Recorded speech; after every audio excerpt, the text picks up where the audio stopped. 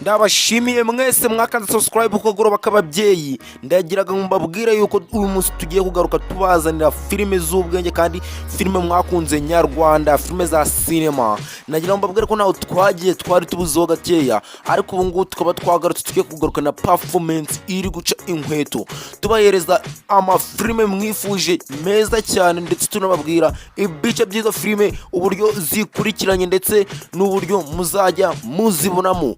Bityo rero ndagira mbabwire ngo mukomeze gukanda subscribe kugira ngo ino filime nizizaramuka zisohotse cyangwa se zikaza muzahite muzimenya mu bambere, mu basiko ushobora kuba mwaryoshya amaso yanyu cyangwa se mwakoza amaso yanyu mukaruhura no mu mutwe.